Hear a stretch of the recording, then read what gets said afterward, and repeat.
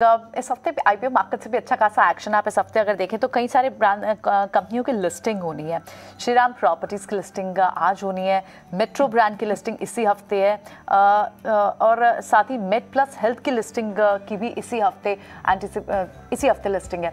तो IPO market से ये जो लिस्टिंग गेन्स पर ज़्यादातर इन्वेस्टर जो एक फ्रेंजी देखने को मिलती थी वो काफ़ी हद तक सेटल हुई है पीछे की आईपीओज़ की अगर हम लिस्टिंग देखें तो। लेकिन आपका व्यू क्या रहेगा, श्रीराम प्रॉपर्टीज़ की लिस्टिंग कैसी हो सकती है? क्या आज अगर थोड़ी बहुत वॉलेटिलिटी दिखती है क्योंकि बाजार बहुत सॉफ्ट है इस वक्त, अच्छे खासे प्रेशर में है पिछले कई दिनों से, तो शायद वहाँ क्या कुछ डेंट लगने की आपको आशंका है यहाँ? Good morning Priyanka. मैं समझता हूँ कि देखिए आईपीओ मार्केट्स की जो प्राइसिंग होती है वो प्योरली मार्केट सेंटिमेंट के हिसाब से होती है और मुझे लग रहा है कि जिस प्रकार का मार्केट का ट्रेंड अभी है हो सकता है कि श्रीराम प्रॉपर्टीज की लिस्टिंग में आपको कोई ज़्यादा बड़ी अपसाइड इनिशियली लिस्टिंग में देखने को ना मिले और जो एचएनआई इन्वेस्टर्स होते हैं जो मार्जिन फंडिंग लेके फाइनेंसिंग के साथ शेयर्स को सब्सक्राइब करते हैं, उन्हीं लोगों के लिए शायद नियर टर्म में काफ़ी नुकसान हो सकता है क्योंकि ऑब्वियसली उनकी फंडिंग कॉस्ट होती है। मेरे हिसाब से डेफिनेटली कंपनी के लॉन्ग टर्म प्रोस्पेक्ट्स काफ़ी अच्छे हैं, लेकिन हो सकता है कि इनिशियल लिस्टिंग में आपको उतनी ज़्यादा तेज़ी देखने को ना मिले। रही बात दूसरे आईपीओस की, तो मेट्रो की बात करें या मेड प्लस की बात करें तो डेफिनेटली ये दोनों बिजनेसेस बहुत ही अट्रैक्टिव है। मुझे लग रहा है कि मेट्रो में अगर पॉसिबली अगर शेयर वीक खुलता है तो एक जरूर एक मौका बन सकता है क्योंकि फुटवेयर मार्केट में काफी तेजी है, काफी बी2सी ब्रांड्स में हमने देखा है कि वैल्यूएशन री-रेटिंग हो गई है, तो डेफिनेटली ये एक अच्छा इंटरेस्टिंग पिक रहेगा, बट डेफिनेटली लॉन्ग टर्म के लिए। और मेड प्लस के लिए तो मैं समझता हूँ कि रिटेल फार्मेसी में जिस प्रकार का ग्रोथ है, हमको लग रहा है कि ये एक इमर्जिंग ग्रोथ एरिया है, तो मैं समझता हूँ कि जिनको भी शेयर्स लेने हैं जल्दबाजी ना करें क्योंकि मौके मिलेंगे। मार्केट अगर थोड़ा सा और गिरता है तो ये शेयरों में भी आपको डेफिनेटली निचले लेवल पे खरीदने के मौके मिलेंगे। तो मेरे ख्याल से keep a close watch, but कोई जल्दबाजी ना करे। आईपीओ का सीजन अभी भी पीक पे है और जो वैल्यूएशन और लिस्टिंग होगी वो मेरे ख्याल से अभी इन्वेस्टर्स को थोड़ी सी मॉडरेटली कम लगेगी जो पहले आईपीओ के मुकाबले में।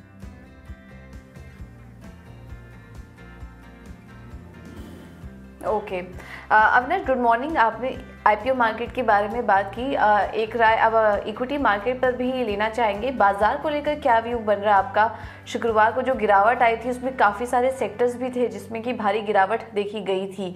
आगे के लिए मार्केट का ट्रेंड कैसे देख रहे हो? सेक्टर स्पेसिफिक अप्रोच यहाँ से आप कैसे रखें?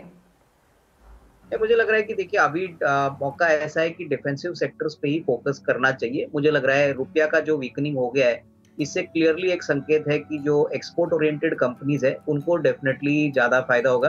तो ऑब्वियसली सॉफ्टवेयर कंपनीज है, फार्मा कंपनीज है, ऑटो कंपोनेंट कंपनीज, यहाँ पे आपको निचले लेवल पे मौके मिलेंगे। दूसरा जो सेक्टर हमको काफी पसंद है वो बेसिकली गैस रिलेटेड है। यहाँ पे जो कंपनीज की वैल्यूएशंस चल रही है काफी अट्रैक्टिव है, जैसे कि महानगर गैस 860 870 पे चल रहा है। हाल ही में कंपनी ने करीबन 6 से 7% अपने कीमतों में बढ़त करी है, तो डेफिनेटली इनके पास प्राइसिंग पावर है। प्लस ये बिजनेस अभी पोस्ट कोविड मोर और लेस नॉर्मलसी की तरफ मुड़ रहा है, तो मेरे ख्याल से निवेशकों को क्लियरली स्टॉक सिलेक्टिवली खरीदना है इस मार्केट में, इंडेक्स को नहीं but stock specific point of view से अगर थोड़ी बहुत खरीदारी करते हैं तो डेफिनेटली आने वाले दिनों में पोर्टफोलियो के लिए एक अच्छा मौका बन सकता है। हालांकि ओमिक्रॉन का वायरस को लेकर अभी तक कोई इंडिकेशन नहीं है। अगर यहाँ पे केसेस बढ़ते हैं तो डेफिनेटली ओवरऑल मार्केट और इंडेक्स में आपको थोड़ी बहुत वीकनेस देखने को मिलेगी। तो I think it is a time to nimble into good quality companies, but at the same time थोड़ा सा कॉशियसली मार्केट में आगे बढ़े क्योंकि मार्केट का जो ट्रेंड है वो मेरे ख्याल से क्लियरली वायरस को कोई भी अगर नेगेटिव खबर आती है तो इसमें और नेगेटिव ट्रेंड आपको देखने को मिले। अविनाश सर, एक बार जरा जी पे आपका व्यू पॉइंट। ज़्यादा टूटा नहीं है, ज़्यादा चला भी नहीं है, आज थोड़ा सा ये खबरों के हिसाब से अलग भी दिख सकता है, आपका व्यू पॉइंट क्या है सर इस पे? आई थिंक ये न्यूज फ्लो डेफिनेटली पॉजिटिव है और मैं समझता हूँ कि ये मर्जर जो सोनी के साथ जी एंटरटेनमेंट का होगा ये डेफिनेटली स्टॉक को आगे रीरेट करने की काफी अच्छी क्षमता रखता है। सबसे बड़ी बात यहाँ पे कॉस्ट ऑप्टिमाइजेशन होने वाला है, काफी हद तक सिनर्जिस्टिक डील है और मुझे लग रहा है कि जो निवेशकों को अभी इस समय खरीदना है उनका रिस्क रिवॉर्ड काफी अच्छा रहेगा। हमारा मानना है कि इसका जो फेयर वैल्यू है वो 415 425 तक जा सकता है और ऑब्वियसली जैसे जैसे कंसोलिडेशन होगा, नंबर्स में भी मार्केट को इकट्ठा नंबर्स मिलेंगे, तो उस समय में काफी अच्छी और सिग्निफिकेंट रेटिंग होगी।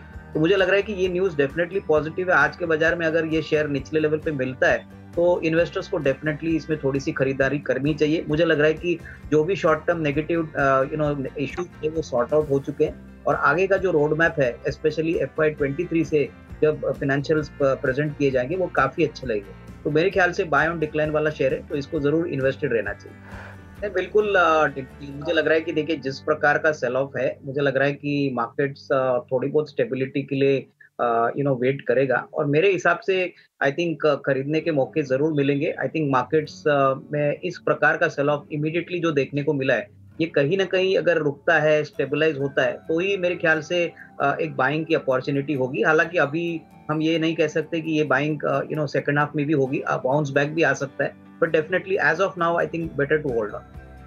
अविनाश, फंडामेंटल अगर आप राय देना चाहें इरकॉन पे, तो ये कंपनी कैसी लग रही है आपको? ये जो स्तर है अब इस वक्त करीब 44 के आसपास कारोबार कर रहा है, क्या करना चाहिए शेयर में? देखिए जिनके पास शेयर है पूजा, इनको होल्ड करना चाहिए। मेरे हिसाब से देखिए ऑर्डर बुक इस कंपनी की काफी स्ट्रांग है, एग्जीबिशन रिकॉर्ड भी काफी अच्छी है और मैं समझता हूँ कि ऐसे खराब पीरियड में जो भी कंपनीज के पास कंफर्म्ड ऑर्डर बुक है, विजिबिलिटी है, वहां पे कहीं ना कहीं रिकवरी जब आएगी तब डेफिनेटली काफी तेजी से आएगी। तो मेरे ख्याल से इनको जो भी निवेशकों ने ऑलरेडी इन्वेस्ट किया है, कंटिन्यू टू होल्ड ऑन। जिनको खरीदना भी है लंबी अवधि के लिए, मेरे ख्याल से काफी अट्रैक्टिव प्राइस है, जहां पे अच्छा रिस्क रिवॉर्ड अगले 6 से 12 महीने में आ सकता है। तो डेफिनेटली यहाँ पे जो अर्निंग्स ट्रेजेक्टरी रहेगी वो आने वाले 6 से 12 महीने के लिए अच्छी रहने की अपेक्षा।